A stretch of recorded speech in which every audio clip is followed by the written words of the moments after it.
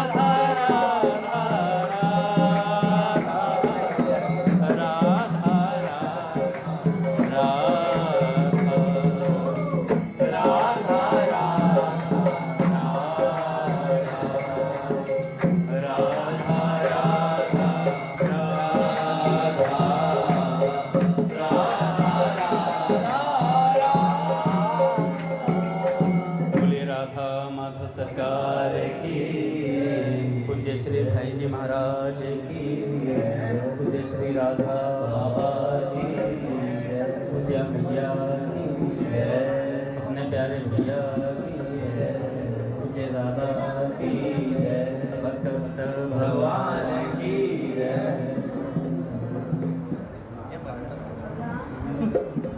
हरिबोल। बड़े सौभाग्य का क्षण है कि आज भी हमें संकीर्तन और सत्संग का परम लाभ प्राप्त हो रहा है।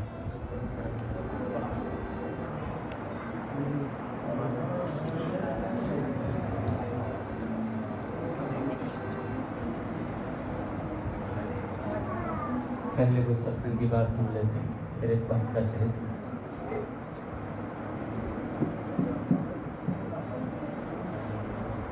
हमारे भैया कहाँ चले गए? अभी जाएंगे ना। देखो बड़ा सुंदर प्रसंग है।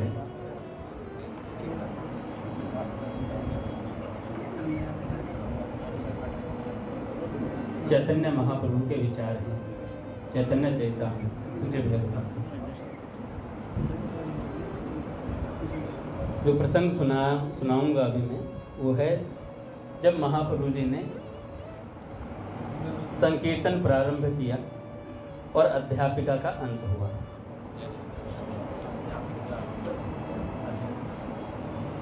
जब उन्होंने पढ़ाना छोड़ा। पर आज जब मैं सुन रहा था, पूज्य श्री प्रेमानंद जी महाराज कह रहे हैं कि सबसे मुख्य वस्तु है भगवत स्मरण कितना हो रहा है साधक का, अखंड भगवत स्मरण। जब अखंड भगवत स्मरण होता है तब भक्ति प्रगाढ़ हो जाती है और भगवान रीझ जाते हैं, भगवान रीझ जाते हैं। निरंतर भगवत स्मरण हो, उसके लिए हमने भगवत स्मरण को बांटा हुआ है कई भागों में। जैसे महापुरुष कहते हैं कि नाम का अभ्यास करें, नाम के अभ्यास से भगवत स्मरण निरंतर होता है। नाम का अभ्यास करें, मान लो किसी का नाम जप में 2-3 घंटे नाम जप करा, फिर नाम से मन उचट गया एकदम से, तो फिर संतों ने उपाय दिया कि भैया भगवान की कोई लीला सुन लो, कोई लीला पढ़ लो, उसमें मन लगा लो। उससे मन उचटे तो भगवान का कोई सुंदर चित्र देखने लग जाओ, भगवान का कोई सुंदर चित्र देखने लग जाओ। उससे मन उचट जाए तो किसी भक्त से जाकर कोई भगवत वार्ता सुनने का प्रयास करो। तो ऐसे जो स्मरण है, निरंतर भगवान का स्मरण रहे, उसको भी हमने संतों ने सरल कर दिया थोड़ा कि भैया हो सकता है आपका मन उचट जाए। लेकिन पूज्य महाराज जी कह रहे थे, लेकिन भक्त का स्वभाव जो होता है वो नख से लेकर शिख तक भगवान को देखता ही रहता है, फिर शिख से फिर नख तक जाता है, ऐसे ही उसका उतार चढ़ाव रहता है, वो निरंतर भगवान में रमण करता है। तो ऐसा भक्त का अखंड स्मरण हो जाता है।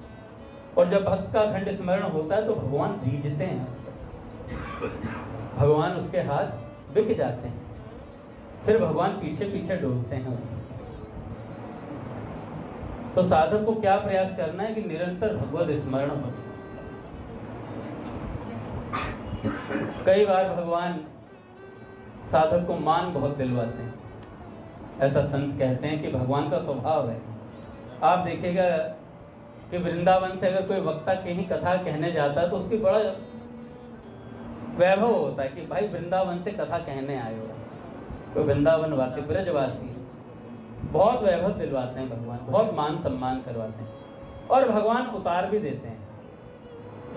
भगवान का स्वभाव, भगवान कहते हैं जितना मान मिलेगा उतना अपमान भी मिलेगा भैया, ऐसी कोई बात नहीं। भैया कहते हैं ना, कभी मान मिला जी भर भर के, अपमान हुआ जी भर भर के, इस मान अपमान के खेल में हम मस्त रहते हैं। तो साधक, मैं पूज्य उषा दीदी का चरित्र पढ़ रहा था तो उसमें एक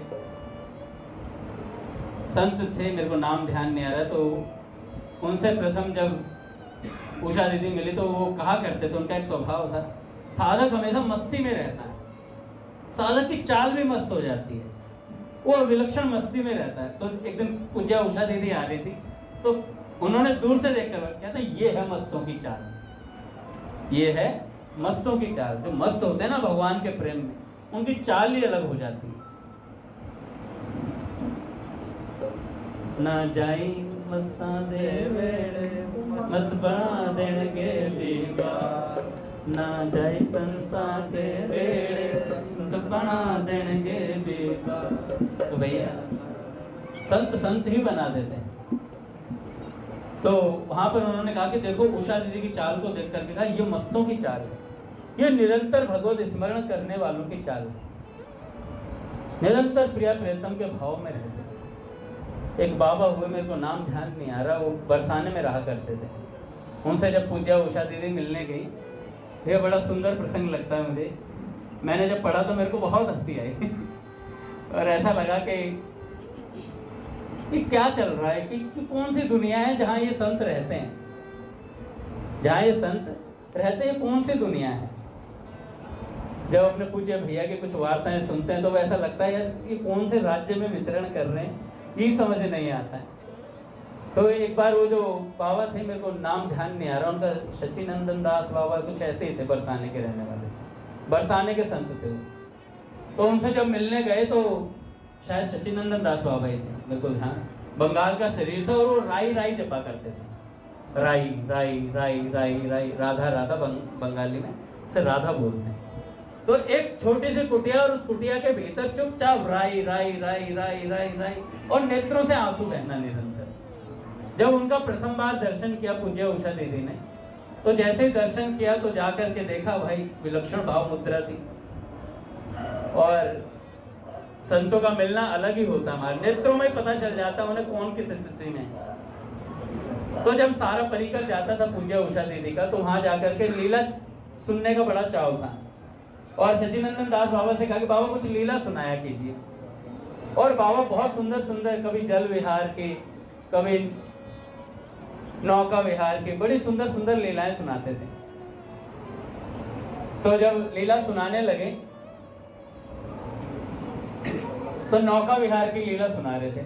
और उस नौका विहार की लीला में उन्होंने बताना शुरू किया कि ऐसे प्रिया प्रियतम विराजित हैं सिंहासन पर, अष्ट सखियां हैं, और ऐसे पूरी लीला का वर्णन कर रहे थे। और उसी में कहा कि उसके बाद प्रिया प्रियतम को छोड़कर वहां 2 सखियां रह गई, फिर श्याम सुंदर अकेले, कुछ इस तरीके से वार्तालाप हुई। और कहा कि उनमें से 2 सखियां श्याम सुंदर के साथ अकेले रह गई। और उसके बाद क्या हुआ, उसके बाद क्या हुआ, ये बात बीच में छोड़ दी। तो पूज्या उषा दीदी ने बोला कि बाबा आपने बीच में बात छोड़ दी, उसके बाद क्या हुआ, उसके बाद क्या हुआ। तो सचिनंदन दास बाबा ने थोड़ी देर गंभीर हो गए और गंभीर होने के बाद कहने लगे, तुम तो ऐसे बोल रही हो जैसे तुम वहां थी ही नहीं तुम तो ऐसे बोल रही हो जैसे तुम वहां थी ही नहीं, तुम भी तो वही थी। ऐसी बात बोली और महाराज पूज्य उषा दीदी भाव में चली गई। तो सब जो परिकर था पता चल गया कि कैसी स्थिति में रहती है पूज्य उषा दीदी। आज भी एक बड़ा सुंदर प्रसंग पड़ा था। पूज्य उषा दीदी बरसाने में अधिकतर एकांत में घुमा करती थी। पूज्य उषा दीदी ने कभी भी ना ज्यादा संतों से मेल मिलाप किया, ना ज्यादा किसी के पास रुकती थी, एकांत विचरण था उनका पूरा। बरसाने जाती तो अकेले गहवर वन में घुस जाती थी और ज्यादा घूमती रहती थी। एक बार घूम रही थी तो वहां पर 2 सखियां मिली, 2 सखियां मिली और पूज्य उषा दीदी कहती बड़ी विचित्र थी, दिव्य थी कुछ आभा उनकी। उनमें से एक बोलती है, तुम यहाँ क्या कर रही हो? तो उषा दीदी कहती मैं तो घूम रही हूँ। तो ब्याह है गए हो तेरो तो दूसरी बोलती है सखी, 2 सखियां थी ना, दूसरी सखी ब्याह कहाँ हो तो यार को मोड़ो देखो है, कौन ब्याह करेगा यार थे। इतने में दूसरी बोलती अरे पगली है क्या, ब्याह तो सबको ही है जाए, तो कैसा ही हो कैसा ही मोड़ो, सबका ब्याह हो ही जाता है। ऐसी बात बोली तो दोनों हंसने लगी। तो पूज्य उषा दीदी से कहती, दूसरी से कहती अरे यहाँ ने ब्याह ना किया हुआ है, ये तो भजन के ताई घूम रही है इधर उधर, भगवान के दर्शनों के लिए, भगवान की लीलाओं के लिए सब कुछ त्याग दिया, घर बार छोड़कर आई है अपना। तो कहती अच्छा, दूसरी सखी कहती अच्छा। तो सखी एक बात बताई, या तो खर्चों कैसे चले, तो कुछ कमाती ही ना है, खर्चा कैसे चलता है? तो कहती मांग के भिक्षा कुछ मिल जाती है, ऐसे पा लेती है, और नहीं तो भाई भतीजा है इनके, वो पहुंचा देते होंगे। दूसरी सखी कहती भाई भतीजे बतेरे वो पहुंचा देते होंगे। तो पूज्य उषा दीदी खड़ी खड़ी बात सुन रही है और मन में आया इसे पता कैसे चला मेरे भाई भतीजे भी हैं। मन ही मन सोच रही। फिर वो सारी बातें जो उनके घर की थी वो सारी बातें आपस में कर रही हैं और पूज्य उषा दीदी से कह रही हैं भजन करनो है, हैं भजन ऐसे हो तो है। तो कहने लगी कैसे होता है भजन, कहते किसे ये पता है तुम्हें? एक सखी कहती भजन कहते किसे ये पता है? तो उन्होंने कहा नहीं मुझे नहीं पता भजन किसे कहते। क्या माला जपना ही नाम भजन है? क्या इतना नाम जप कर लिया?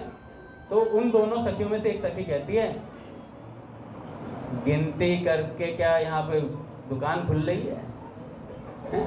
इतनो नाम जप करेंगे, इतनो नाम जप करेंगे, 10 माला 12 माला 15 माला। इसे भजन नहीं कहते हैं।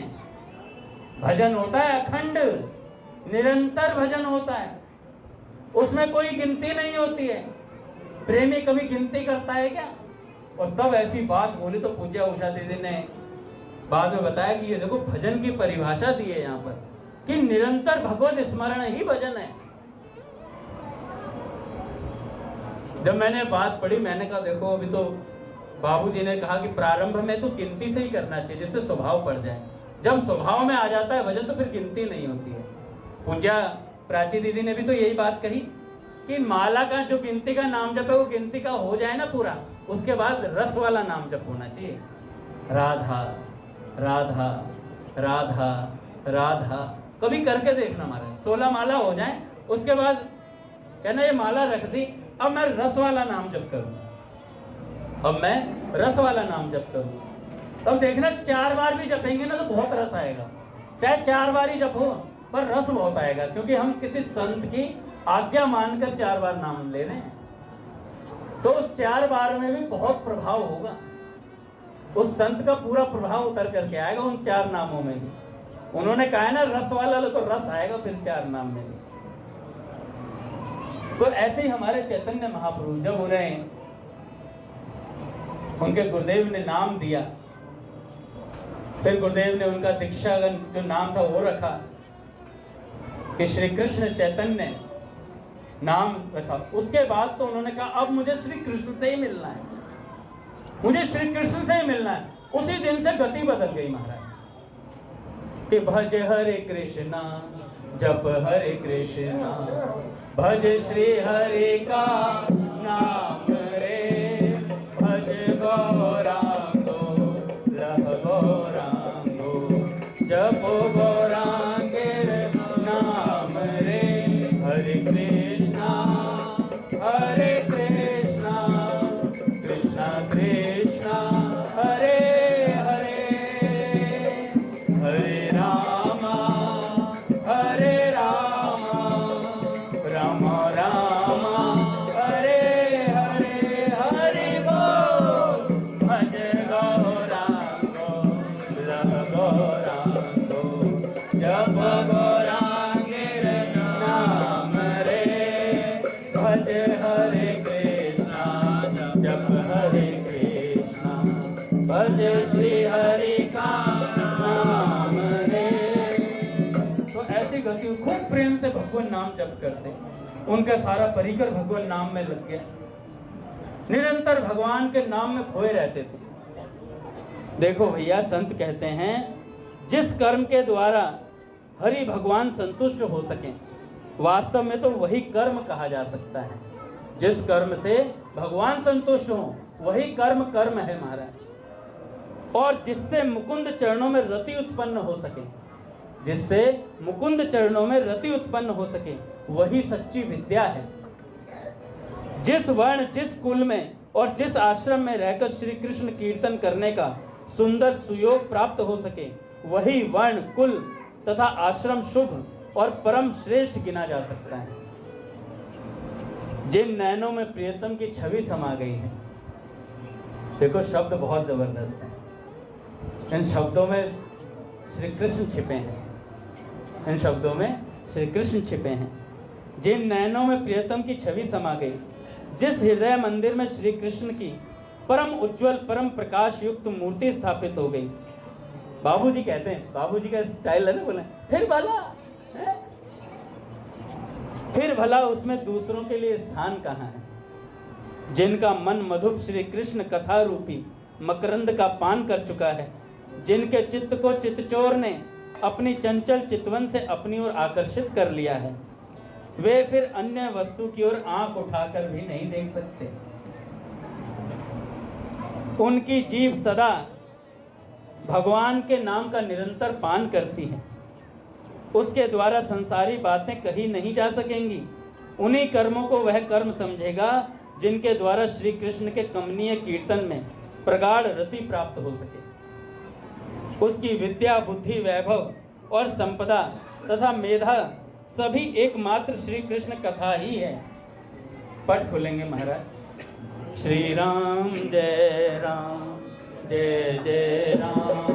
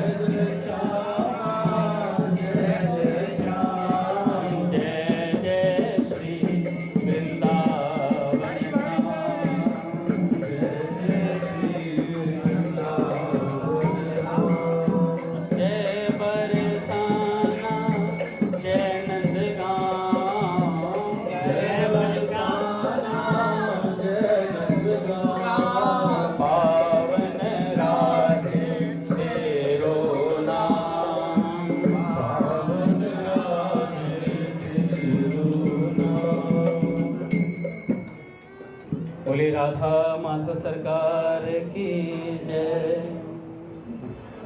तो महाप्रभु का चित्र सुनते जाइए महाराज, एक एक शब्द नहीं भी सुनेंगे तो कानों के पास से निकलेगा तो लोहा असर करेगा, गरम गरम चीर फाड़ मचाएगा हृदय के। तो महाप्रभु जी का चित्त भगवान नाम में उन्मत्त हो गया, भगे डोल रहे हैं, कह रहे मुझे सिर्फ श्री कृष्ण चाहिए, श्री कृष्ण का दर्शन करना है। अब इस लोक में नहीं रहा उनका मन, वह तो कृष्णमय हो चुका है, प्राण कृष्ण रूप बन चुके हैं। मन का उनके मनोहर गुणों के साथ तादात्म्य हो चुका, चित्त उस माखन चोर की चंचलता में समा गया, वाणी उसके गुणों की गुलाम बन गई। अब कोई करे भी तो क्या करे, संसारी कार्य करने के लिए मन, बुद्धि, चित्त और इंद्रियां चाहिए,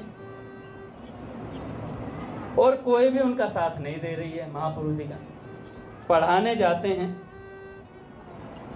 तो कुछ भी प्रश्न पूछा जाता है तो कहते हैं श्री कृष्ण ही उसका उत्तर है, श्री कृष्ण ही उसका उत्तर है। आचार्य गंगादास जी की मधुर और वात्सल्यपूर्ण भर्त्सना के कारण वह खूब सावधान होकर घर से पढ़ाने के लिए चले। क्या हुआ, शिष्य जो पढ़ाकू टाइप के बच्चे होते हैं शिकायत कर दी जाकर के महापुरुष जी आजकल न्याय कम पढ़ा रहे हैं और पता नहीं जो भी प्रश्न पूछते हैं उनको कहते हैं श्री कृष्ण इसका उत्तर है, सब कुछ श्री कृष्ण है।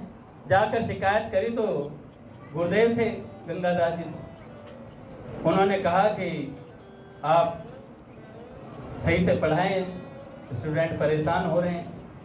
तो उन्होंने कहा कि गुरुदेव प्रयास करूंगा। प्रयास क्या था, गुरुजी ने डांटा है कि सही से पढ़ाइएगा। तो चैतन्य महाप्रभु जब निकले तो रास्ते में भागवत कथा हो रही थी, और उस भागवत कथा में भागवत जी के 2 श्लोकों को सुना और महाराज वहीं मूर्छित हो गए श्री कृष्ण करते करते। तो जो साथ में स्टूडेंट आ रहे थे उन्होंने कहा क्या पढ़ाएंगे, अभी तो कह रहे थे मैं संभल कर पढ़ाने का प्रयास करूंगा, 2 श्लोक सुने और मूर्छित हो गए। कक्षा में कह दिया कि अब कोई हरि बोल नहीं बोलेगा, हरि बोल नहीं बोलेगा वरना मैं फिर भाव में चला जाऊंगा। पर स्वभाव था बच्चों का। जैसे ही कक्षा में आए तो जो कीर्तन रसिक थे उन्होंने कहा महापुरुष हरि बोल और हाँ श्री कृष्ण, वही मूर्छित महाराज। नहीं, पढ़ने वाले तो सभी थे महाराज, हम जैसे नहीं होंगे। तो हर चीज श्री कृष्ण में। अब किसी ने प्रश्न किया महाराज जी, विद्यार्थी थे, उसने पूछा अमुक धातु का किस अर्थ में प्रयोग होता है और अमुक लकार में उसका कैसा रूप बनेगा। कोई पढ़ाकू बच्चा को पढ़ के आया होगा एक दो अक्षर और आगे प्रश्न कर दिया। महाप्रभु जी प्रश्न को सुनते ही भावावेश में आकर कहने लगी, सभी धातुओं का एक श्री कृष्ण ही नाम में समावेश है, एक श्री कृष्ण नाम में ही समावेश है। शरीर में जो सप्त धातु हैं और भी संसार में जितनी धातु सुनी तथा कही जा सकती हैं, सब श्री कृष्ण नाम में समावेशित है। भगवान का रूप नील श्याम है, उन्हें श्री विग्रह की कांति नवीन जलधर की भांति एकदम स्वच्छ और हल्के नीले रंग की सी है।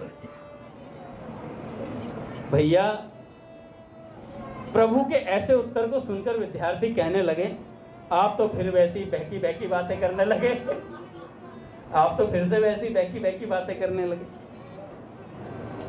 प्रभु ने अधीरता के साथ कहा, धातु का यथार्थ अर्थ तो यही है बालकों, जो मैं कह रहा हूं, इसके अतिरिक्त मैं और कुछ कह ही नहीं सकता।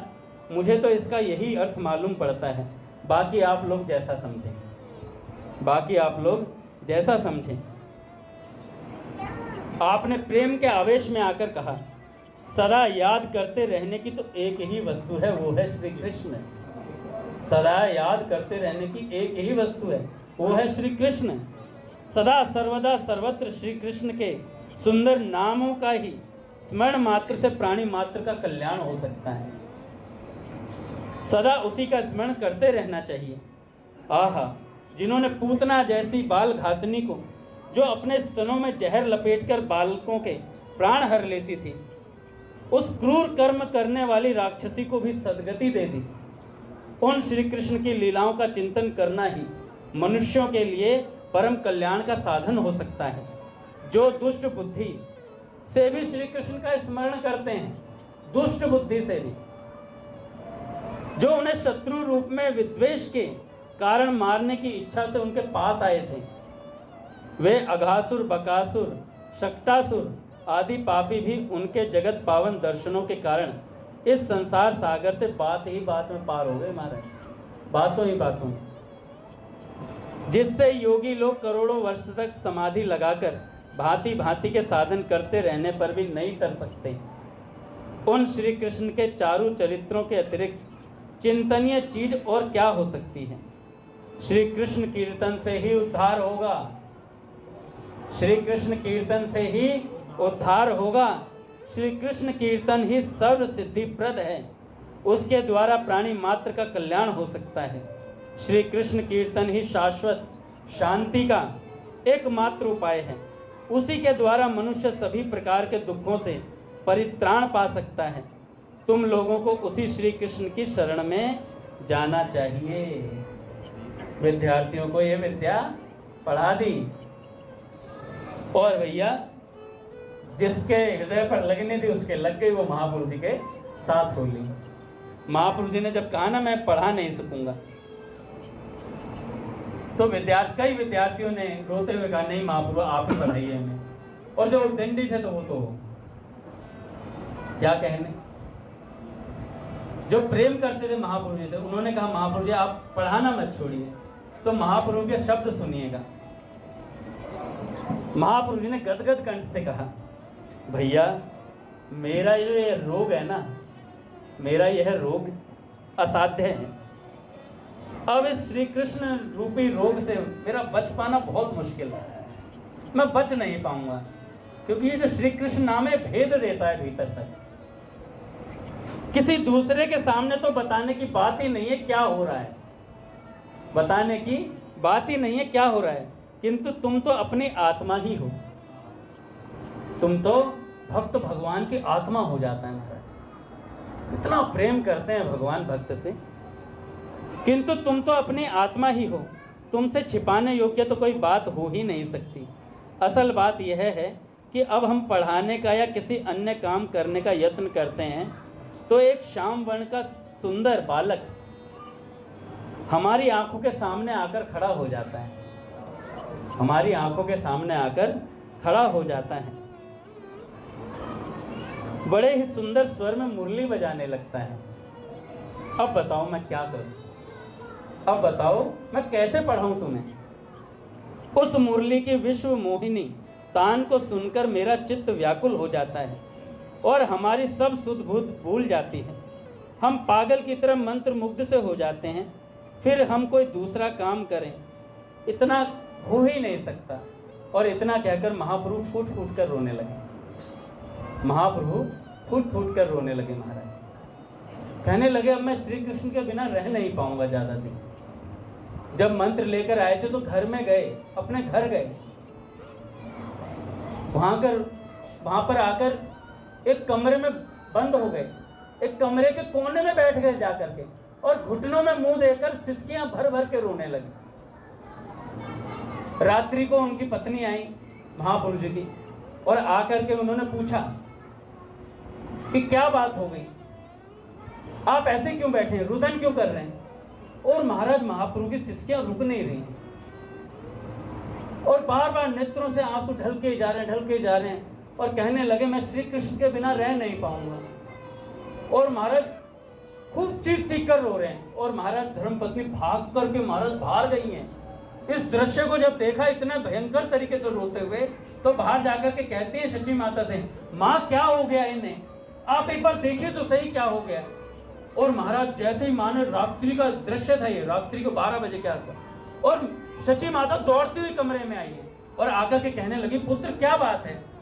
तो महाप्रभु जी ने गर्दन उठाई और कहा माँ मैं रह नहीं पाऊंगा श्री कृष्ण के बिना, माँ मुझे बचा लो, मैं श्री कृष्ण के बिना नहीं रह सकता। उनका नाम क्या है माँ, वो मोहिनी मूर्त मेरे सामने आ रही है बार बार, मैं कैसे रहूं उनके बिना। और ऐसा महाराज माँ से बोला, ऐसी भाव दशा श्री कृष्ण नाम से हो गई।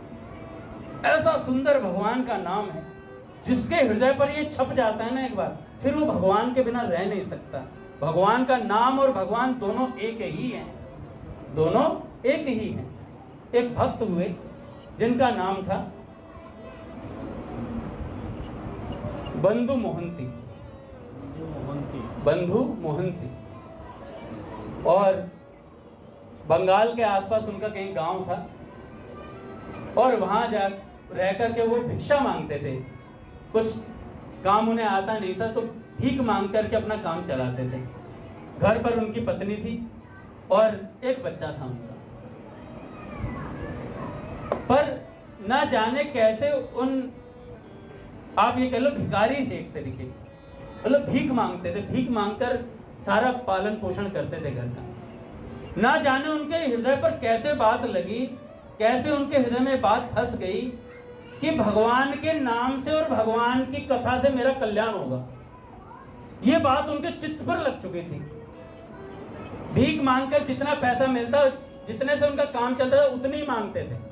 एक दिन का खर्चा चल जाए, ज्यादा कोई संग्रह नहीं, एक दिन का खर्चा चल जाए, अगले दिन के भगवान देखेंगे। और एक दिन के खाने का बंदोबस्त होते ही फिर भगवान नाम में लग जाते थे। भगवान के नाम में निरंतर रहना और भगवान की वार्ताएं सुनना, सत्संग सुनना, ये उनका मतलब स्वभाव हो गया, आदत हो गई।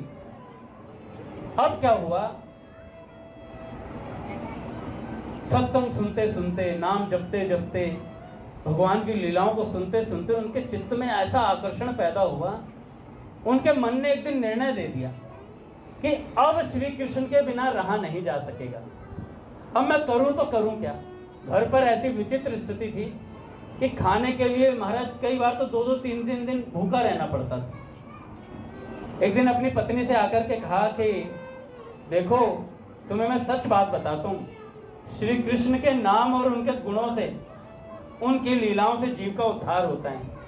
अगर तुम लग सकती हो इन सब चीजों में, अगर तुम भजन कर सकती हो तो तभी तुम मेरी पत्नी हो, नहीं तो ये जीवन बेकार हो जाएगा तुम्हारा। अब तुम सोच लो तुम्हें क्या करना है। भैया पत्नी ने कहा कि आपने जो निर्णय दे दिया वो फाइनल है।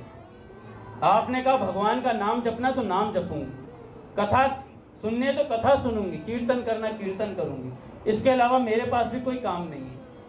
और महाराज दोनों पति पत्नी भगवान नाम में लग गए, निरंतर भगवान नाम जपते। एक दिन जब उनके मन में आई कि अब रहा नहीं जाएगा भगवान के बिना, अब मैं भगवान के बिना नहीं रह सकता, तो अपनी पत्नी से कहने लगे, मेरा ना एक दोस्त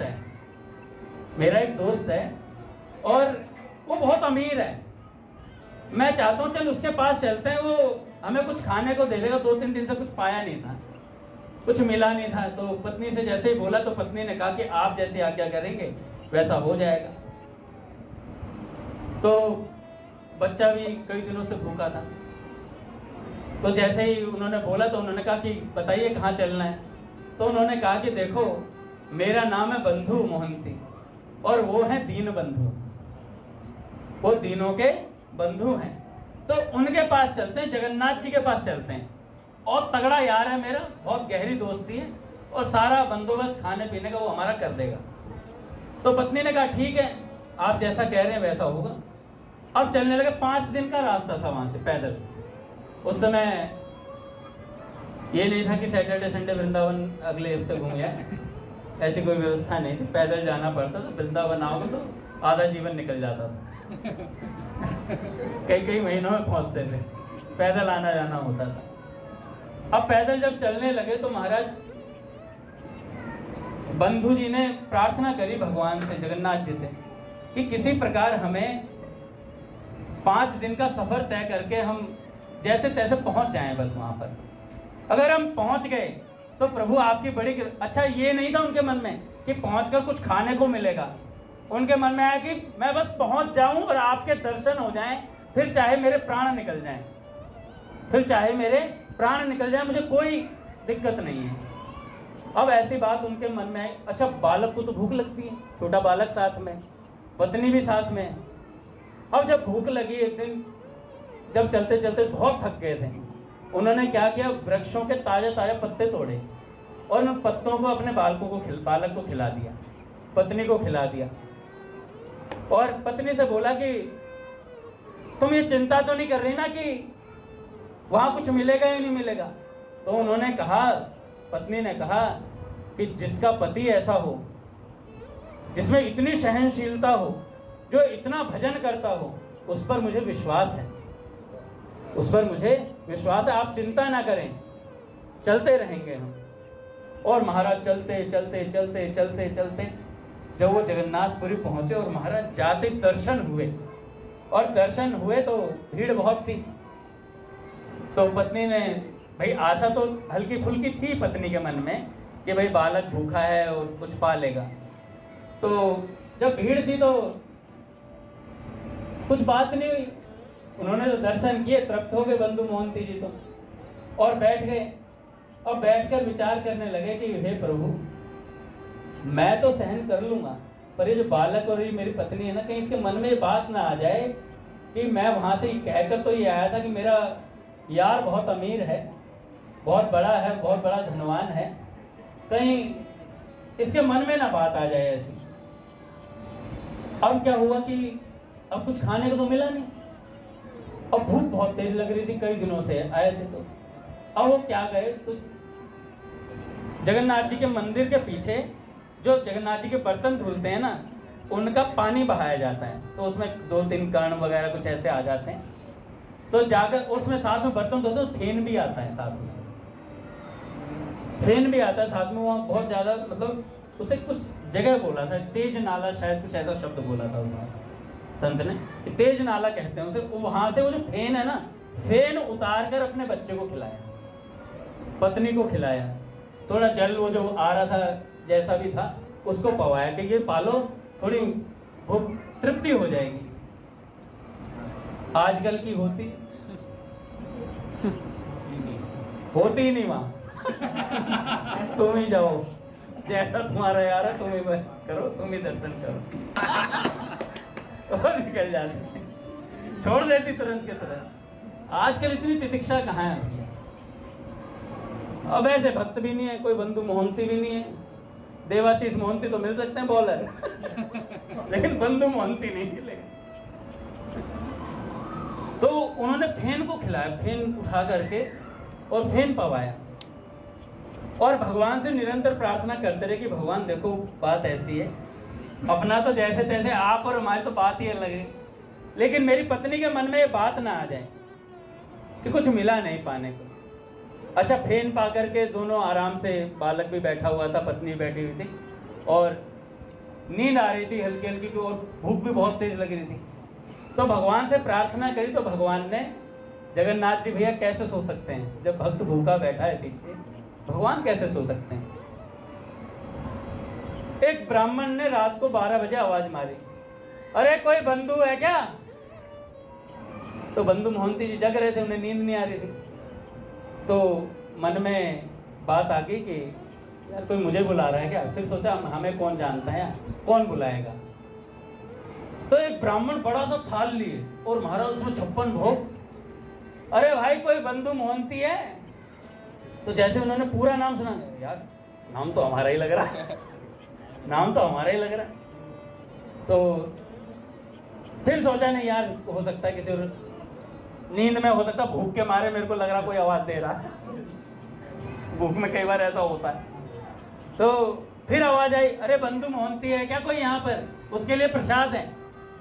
जब उन्होंने हाँ जी आ गया, आ लिया, आया और महाराज वो गए और देखो तो थाल इतना बड़ा। ब्राह्मण देवता ने कहा कि ये आपके लिए प्रसाद है। और अच्छा, उन्हें ये नहीं समझ में आ रहा कि भाई रात्रि को पंडा क्यों आया, 12 बजे वो भी। तो उनके ध्यान में कुछ नहीं है, उन्होंने लिया प्रसाद की थाली, अपनी पत्नी के सामने, बच्चे के सामने रखे और महाराज 56 भोग आरोगा, खूब अच्छे से पाया पेट भर के। और पाते ही महाराज जो चक्क नींद आई,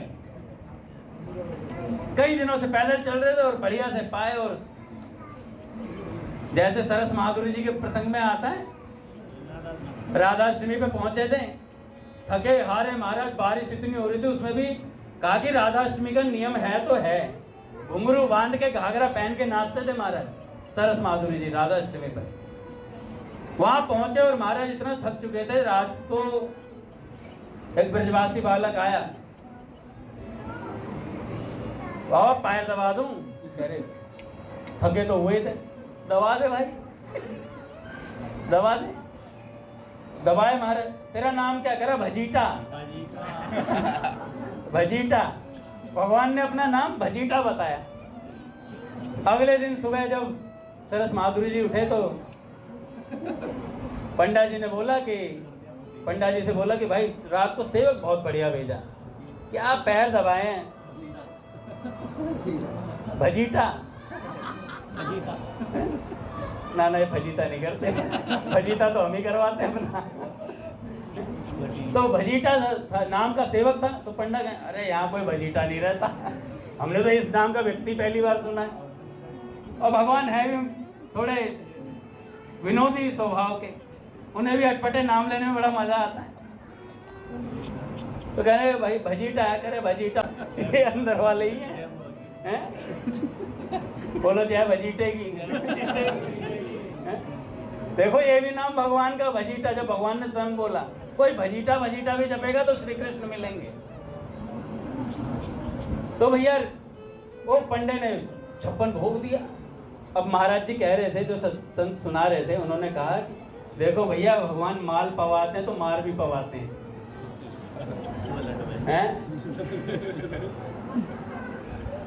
सुबह सुबह बंधु मोहंती जी बढ़िया खर्राटेदार नींद में सो रहे थे।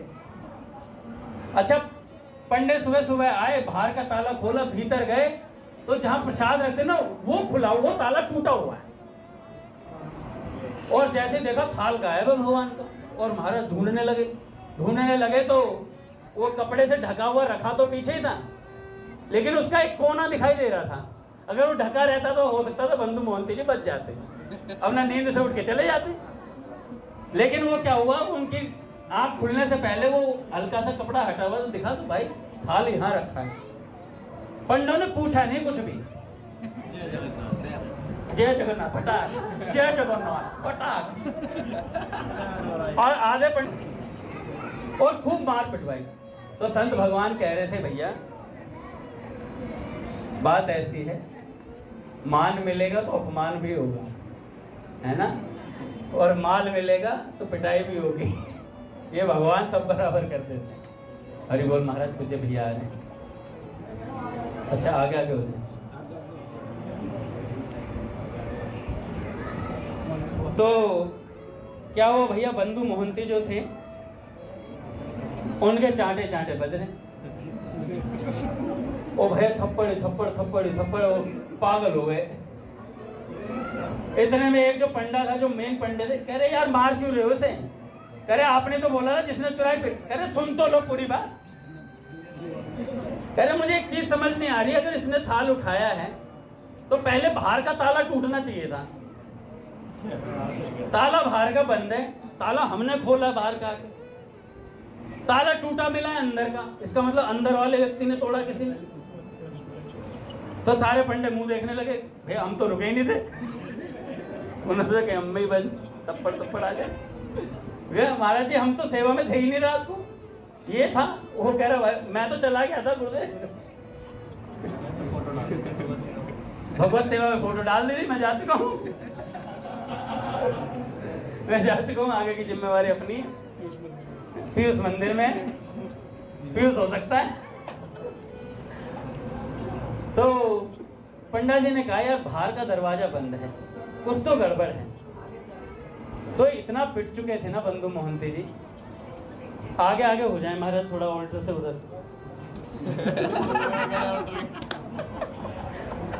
भैया जी जो नए हैं उनको जगह दे दें, जो पुराने वो खड़े हो जाएं अगर नए लोग हैं तो। आगे आगे हो जाओ थोड़ा थोड़ा।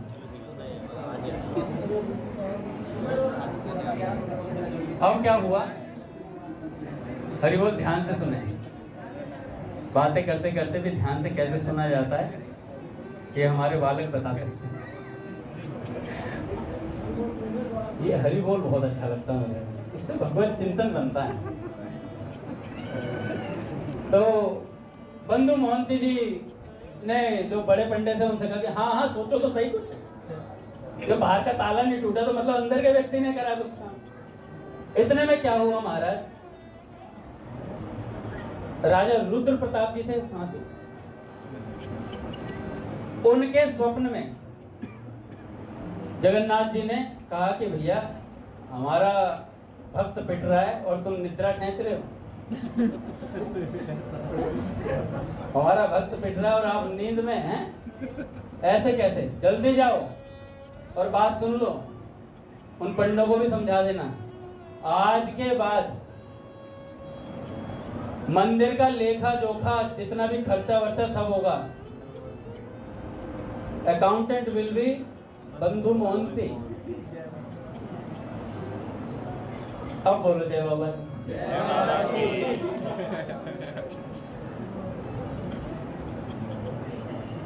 तो भैया आज भी उन्हीं के वंशज, उनके सिग्नेचर होते हैं। कोई भी कार्य करने से पहले, कोई भी निर्णय लेने से पहले उनका सिग्नेचर आवश्यक है। राजा रुद्र प्रताप जी आए और महाराज घोड़े पर बिठा करके लेकर गए राज दरबार में बंधु मोहंती जी को। बंधु मोहंती जी देख रहे हैं भगवान की तरफ, जय जगन्नाथ। पहले भात, सुबह सुबह लात, और अब घोड़े पे मुक्काला। अब राजा से मुलाकात। कह रहे बंधु मोहंती जी ने, वाह प्रभु लीला अपरंपार है आपके। एक भिखारी को अकाउंटेंट बनवा दिया। अरे भाई तू अकाउंट का काम करेगा, लेखा जोखा है, सब कुछ तू संभालेगा। तो ये भगवान है, भगवान की कृपा कैसे भी हो सकती है। सिर्फ क्या काम किया था उन्होंने, नाम में आसक्ति हो गई थी, भगवान की कथाओं में आसक्ति हो गई थी, भगवान के कीर्तन में आसक्ति थी। केवल उसके विश्वास पर, केवल एक भगवान के विश्वास पर जीवन को आगे बढ़ा दिया। तो देखो जगन्नाथ जी ने कृपा करी। तो जो भगवान का नाम लेता है, साधारण नहीं है हम लोग भैया, हम लोग साधारण नहीं है। स्वामी जी महाराज कहते हैं हम लोग साधारण नहीं है, जो सत्संग सुन रहे हैं वो भी साधारण नहीं है, जो नाम जप रहे हैं वो भी साधारण नहीं है। हम सब असाधारण लोग हैं, क्योंकि हम भगवान की तरफ चल रहे हैं। क्योंकि भैया ने बोला था ना, भैया लहरों के साथ तो कोई भी तैर लेता है, तो लहरों से विपरीत तैरे वो भगवान के चरणों तक पहुंचता है। गंगा जी कहाँ से निकलती हैं? भगवान के चरणों से निकलती है, तो भगवान के चरणों में पहुंचेगा। तो ऐसे ही भैया भगवान का जो भजन करेगा, भगवान का जो नाम लेगा। एक संत हुए खपटिया बाबा, बहुत नाम जप करते थे। एक जगह चातुर्मास कर रहे थे, जो संतों का होता है 4 महीने वो बाहर नहीं निकलते हैं, अपना एक ही जगह रह करके अपना भजन कीर्तन सत्संग। आपने भी देखा हो गीता भवन में भी 4 महीने खूब सत्संग कीर्तन होता है। और हमारे यहाँ तो 12 मास सत्संग कीर्तन होता है ना। यहाँ चातुर्मास की आवश्यकता ही नहीं, यहाँ 12 मास सदा दिवाली संत की, 8 पहर आनंद।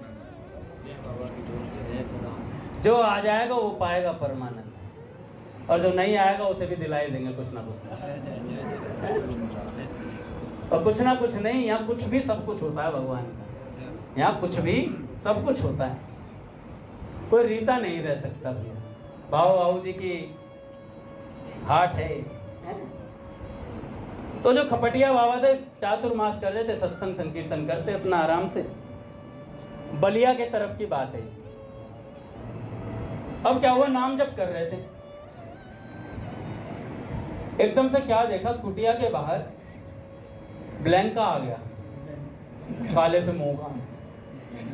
आपने वीडियो गेम में देखो ना, ब्लैंका होता था पहले, वो बाल खड़े रहते थे, वो करंट सा मारता था, तो ब्लैंका था, उसके बाल खड़े से रहते थे, अजीब से मुंह का था। तो काला सा बिल्कुल सामने पकड़ा, बाबा। तो कपटिया बाबा ने बोला क्या बात है?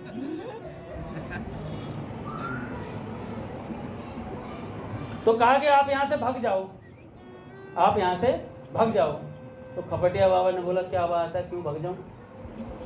तो कहने लगे देखो हम हैं काल, तो आने तेरी नहीं गलेगी दाल। तेरी नहीं गलेगी दाल। तो उन्होंने, अच्छा वो जो काल था वो नेत्र नहीं मिला रहा खपटिया बाबा से, यूं करके बात कर रहा है जैसे हम संतों से मुंह छुपा के बात करते, तो नेत्र यूं छुपा रखे, कह रहे बाबा भग जाओ यहाँ से, नहीं तो मैं लेके चलूंगा ये वो। खपटिया बाबा, अरे मुंह तो देख ले। कह रहे नहीं, आंख नहीं उठा सकता। कह रहे ऐसी क्या बात होगी? कह रहे आप नाम जापक हो ना, आपको छेड़ नहीं सकता मैं। कह रहे फिर तो तेरे बस कुछ भी नहीं। चलता दिखाई दे। अब लगा हाथ। उन्होंने कहा ऐसी क्या बात है नाम में? तो जो काल था वो कहता है कि भाई देखो बाबा, सब साधनों में मिलावट है, पर भगवान के नाम में मिलावट नहीं हो सकती। भगवान के नाम में मिलावट नहीं हो सकती। राम में क्या मिलाओगे? राम में क्या मिलाओगे भाई? रा और मा। कृष्ण में तो फिर भी तुम उल्टी सीधी मात्रा कर दो, पर राम नाम सबसे सरल बताया गया। सुमिरत सुलभ, कुछ ऐसे ही था चौपाई, सबके लिए सुलभ है, सरल है एकदम, रा और मा। अब क्या करूं, आप जैसे संतों को मुझे बस राम नाम की वजह से छोड़ना पड़ता है, नहीं तो जी तो बहुत करता कुछ करने का। कुछ नहीं कर पाएगा बेटा।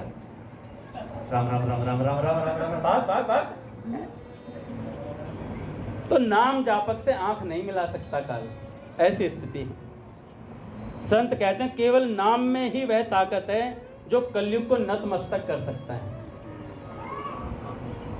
पावनों को पावन करने वाला नाम है, जो पहले से पवित्र उनको भी और पवित्र कर देता है। पतितों की तो बात ही क्या। अजामिल जो था,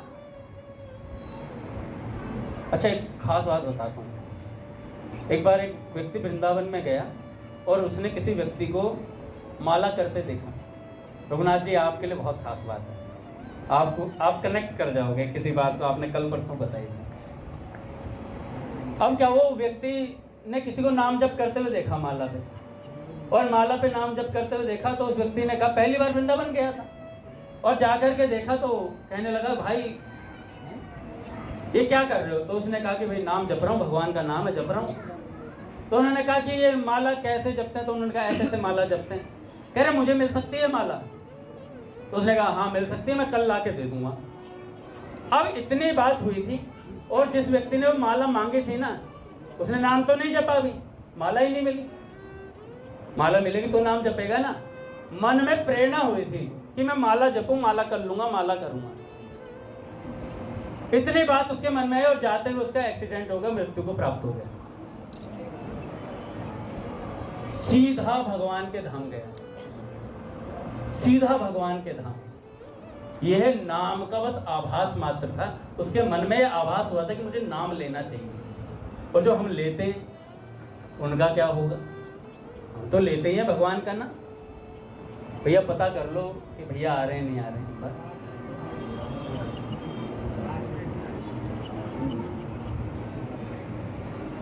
आ रहे हैं भैया, चलो भाई। देखो भाई, व्यक्ति तप करके इतना पवित्र नहीं हो सकता जितना नाम जप करके हो सकता है, जितना वो नाम जप करके हो सकता है। जीवन भर जप करने वाले भक्तों का अंत समय में भगवान स्मरण करते हैं, भगवान उसका स्मरण करते हैं। और मन का स्वभाव है नीचे की तरफ, जैसे जल का स्वभाव होता है नीचे की तरफ गिरने का। तो जल को ऊपर चढ़ाने के लिए क्या करना पड़ता है? टंकी में मोटर की आवश्यकता है, यानी यंत्र की आवश्यकता है। तो ऐसे ही भैया गिरते हुए मन को उठाने के लिए मंत्र की आवश्यकता है। और जब ये हम नाम जपते हैं ना, तो ये हमारे गिरे हुए मन को उठा देता है। कोई किसी का पावर नहीं, नाम अपने ही बल से साधक को उठा देता है और ऐसी जगह पहुंचा देता है, उसका काम हो जाता है।